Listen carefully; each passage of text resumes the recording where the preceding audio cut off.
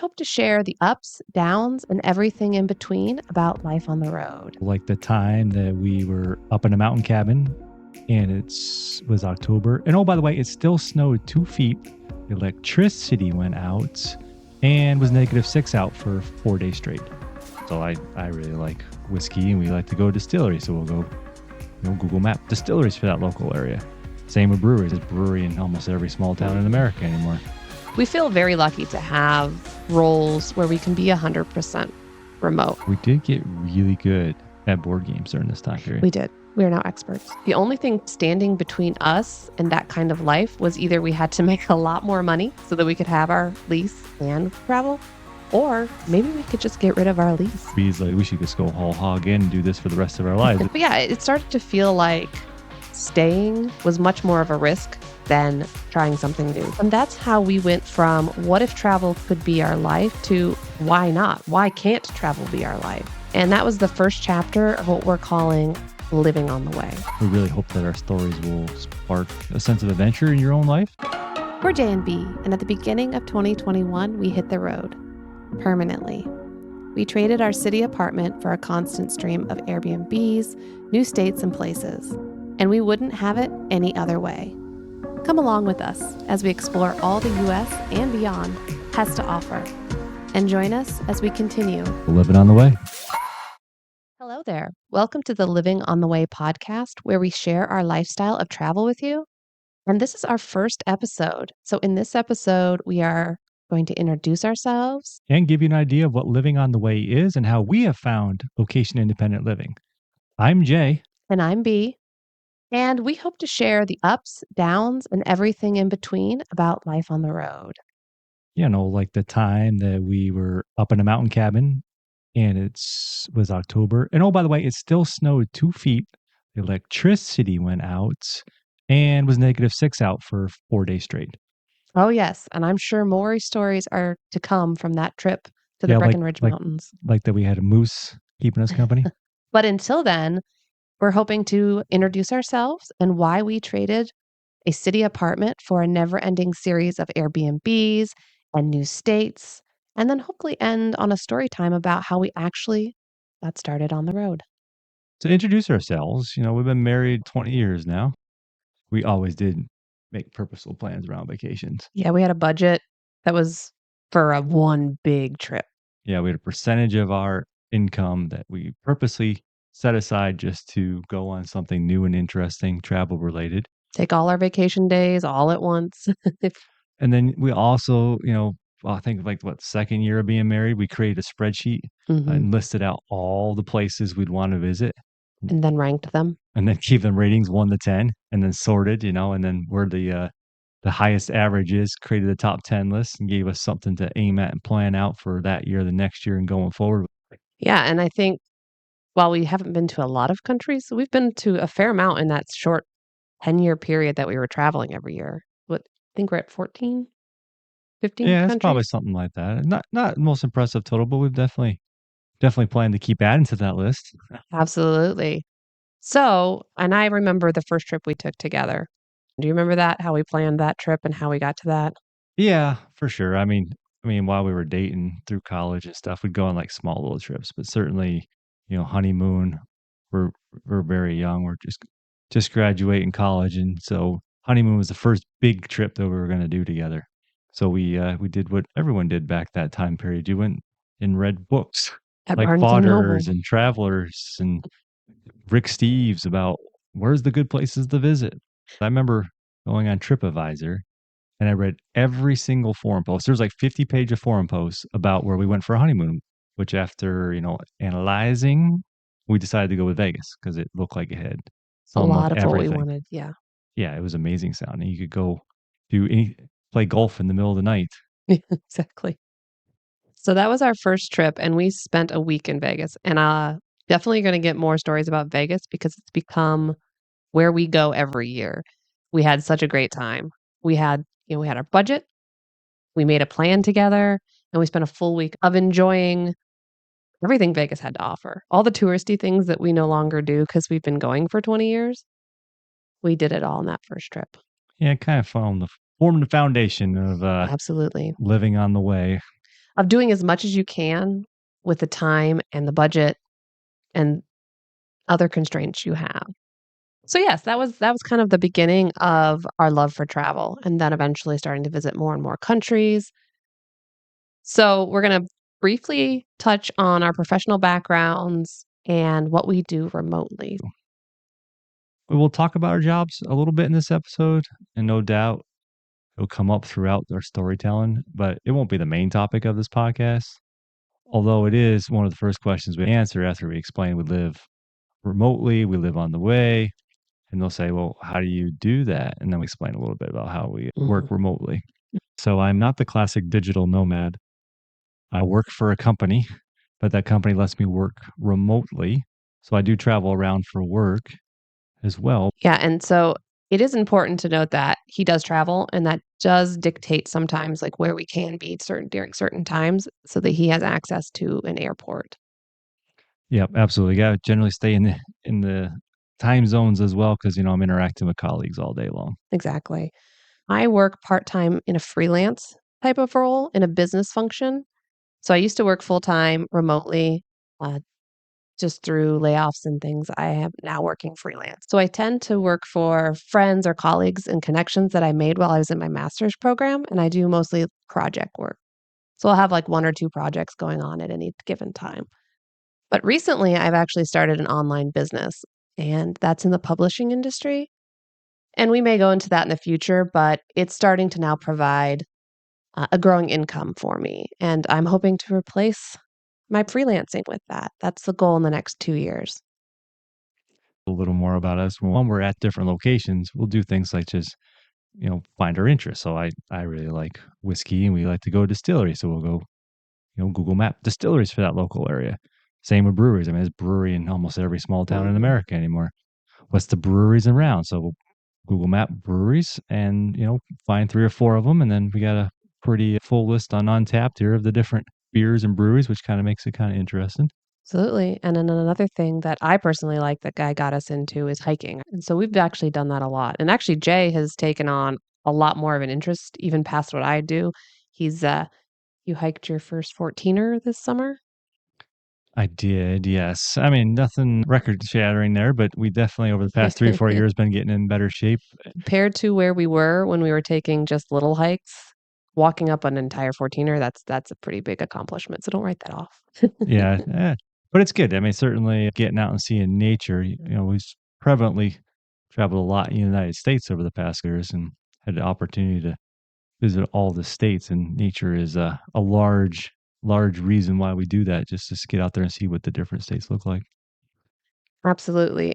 We feel very lucky to have roles where we can be 100% remote. And I have read a lot recently about businesses calling, people back into office, return to office. And I feel so lucky knowing that Jay's role at his company will never be like pre 2020. His company was already remote. So they're not going to call him back in the office. And now what I do, I have control over that as well.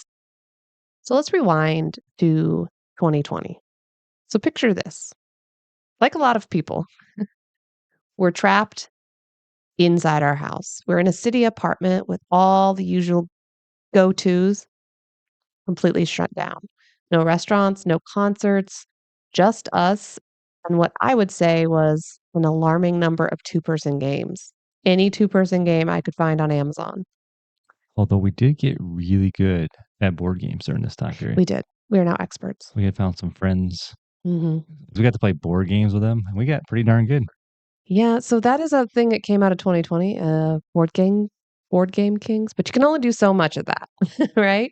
So our once vibrant city was turned into an eerily quiet shell of itself. So it's like on a movie set, after the camera stopped rolling, everything was there, but life was gone.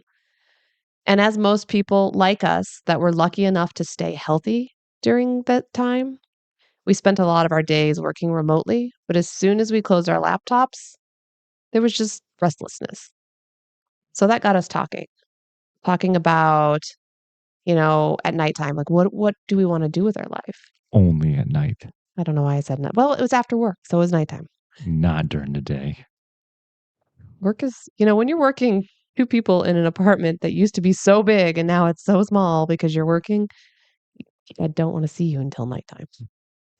That's true, 'cause we weren't working I wasn't working remote, so you had to, like, live with me being in the house all day, every day. Yeah, that was new for us, so it was. So, let's talk a little bit more as that year progressed, though, after we started talking. Well, yeah, we feeling cooped up and wanted to see what locus of control we could have, what can we do to get out and about a little bit? So as the, year was progressing, we're like, "Let's just go to something relatively close by." And again, I mentioned earlier, like whiskey, so it's like, "Let's go down to Kentucky." Mhm. At that point, this was fall, so the bourbon industry was starting to open back.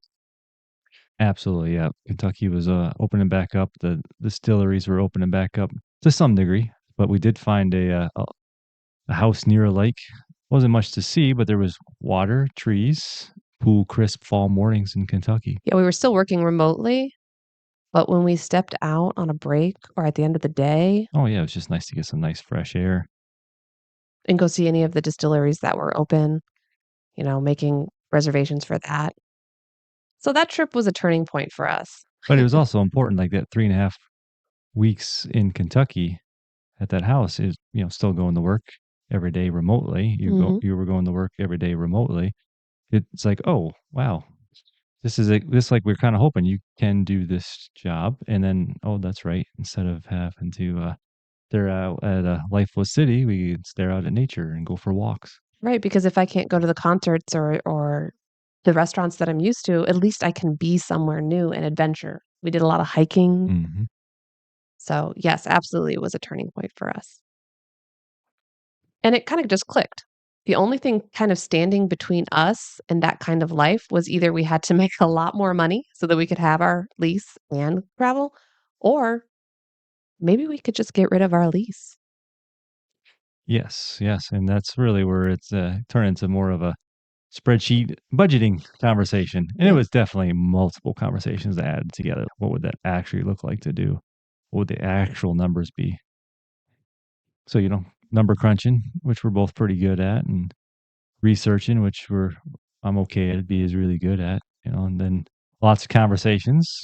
S Some were a little like, maybe we're not seeing eye to eye, and then but eventually, it's really just because it was like exploring a new way of doing things, and again, we had no idea. We're just planning, like, we do this for, like, half a year, 'cause I remember B's like, "We should just go whole hog in and do this for the rest of our lives," and I was like, "Okay, well, let's go plan out, like, 6 months," I like think it was 8 months because it was August of 2021. That was like, "Let's do it from beginning of 2021 to August." I got you to August. yeah, that's right. So, But it was just over a couple months, probably not a couple months, over a month, it was putting the numbers together and deciding, like, what would it actually look like. yeah, it was a couple months, but I was already booking Airbnbs after that first month of conversations just so that we could actually see what it would actually look like. So that was the first step.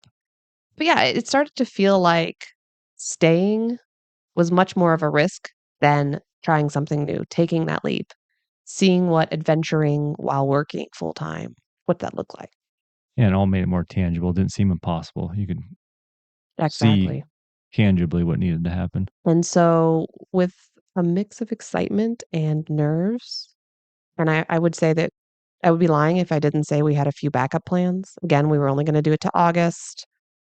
We knew where we needed to be if we weren't gonna make it the whole time. And we knew we could always go back to Mhm. Chicago and take out another lease again because 'cause we've been doing that for several years. And in 2021, leases were actually fairly affordable. So, it wasn't the worst thing if it didn't work. So, we let our apartment lease expire. We didn't renew it when it came up. In order to hit the road, though, of course, we had to sell off all the stuff we collected while we had lived up in, Chicago for 4 or 5 years, so Facebook Marketplace and apartment classifieds for where we were living. Yeah, so that was also during the time when the supply chain was having major issues at the end of 2020. So I sold a lot of our furniture. 98% of our furniture was sold, and most of it was for more or exactly what I paid for it. So it was a great time for that. Oh, yeah, supply chain, plus people just had a lot of time on their Yeah, hands I had to, a lot like, of time. spruce up their, living arrangements, Absolutely. And we had new stuff, so and we didn't wanna put any storage in it. no. We put some, but we sold off the majority. 98% of our furniture, I would say it started out 75% of my wardrobe I got rid of, donated, Yeah. sold. Yeah. Yeah. Yeah, and we did a bunch of donations into Mhm. for all the stuff that we were like, now we're selling, but definitely is still very useful. So we did a lot of. I remember walking over to the Goodwill 2 or 3 Mhm. times. We made a couple of carload drives over there too. When we left Chicago, we fit everything in a rental minivan. That's how little stuff we had. And that's how we went from what if travel could be our life to why not? Why can't travel be our life? And that was the first chapter of what we're calling living on the way. And I think there was a learning curve about planning road trips and longer short term rentals, living in Airbnbs, living in hotels. That was a big learning curve. Yeah, because I remember actually one of the first places we stopped in when drove down to South Carolina on our way down to Hilton Head. Florida. Yeah, Mhm. Hilton Head to go down to Florida to enjoy the warmer weather they have down there. But we stayed there for a week. Very empty hotel, but we had 2 little old lady dogs with us, and when we were going to pack up the car after the week ended, we took all our stuff down to the car, or most of our stuff down to the car, left the dogs up there. Yeah, they were in the bathroom hanging out, just chilling. And then, came back up and saw that the door was propped open, Yeah, and we're like, "Did you leave the door open, Jay?" and I was like, "No." So then No. we quickly jogged down the hallway to find out why the door to our hotel room was open. Yep. And there was a guy in our kitchen. Well, he was there to clean out the hotel room, but of course, it was, like, still 7 AM, do not This was disturb sign before up. check out. Like, this was, yeah, 7 AM. Yeah, so the dogs were, interested in what he was doing, and then he also, emptied our fridge of stuff, Started and throwing away things like he does. Like, yeah, like, yeah, doing his job, do his but, job of a course, little we early. weren't quite ready to leave yet. So he's throwing the dog's medicine away, like our food that we were gonna have for lunch that day. Mm. So Jay's like, he's just like, "Nope, we're not doing this," and starts digging through the trash, picking out the dog's medicine. Oh, yeah, 'cause it's But, like we can't just go grab more medicine. and we'll get into that because having dogs on the road is difficult, and so if your medicine gets thrown away, you can't necessarily just go to the vet and get new like, it was a little bit of a big deal. So, all that to say that But now yeah, back to lessons learned. We learned to put a suitcase just inside the door when we were packing up the car so that anybody that worked at the hotel would see the suitcase and know someone was still there. yep, little lessons learned. There's a lot more to come about that first year of travel, as it did not go as planned, including having to switch jobs and having to go back to Chicago for a little bit, but we'll get into that. But also, we started to decide to have travel goals. The first one was visiting all 50 states, but that's all to come. So then B, what is to come? So, an overview of planned episodes include road trip stories, top lists like our favorite places to visit when we're in Vegas or our top Airbnbs, activities we like, but also some more practical tips like how we choose where we're going to stay. Yeah, I think the podcast will be something that we hope will be at least interesting, or hopefully you will be able to learn a few things. I know we learned a bunch of things that we wish we had thought about ahead of time, but no, we learned the hard way. A lot to look forward to. And also, anywhere you are listening to this, if you're listening to it through our socials, leave us comments. Like, what are things you want to know? So, whether you're curious about making your leap into full time living on the road or just want to hear some entertaining stories from the road, we'd love you to subscribe or download or follow us on our social. Yeah, and the thing is, right, even full time isn't in the cards for you personally. We really hope that our stories will spark a sense of adventure in your own life. Exactly. And it's about embracing curiosity. So, wherever you are, so whether you're dreaming of the open road or looking for inspiration to break out of a routine, we hope our podcast can become a place for you to come back to for practical advice, fun, and a lot of encouragement. So we hope you're all just as excited as we are about what's to come. And until then, we will be Still living on the way.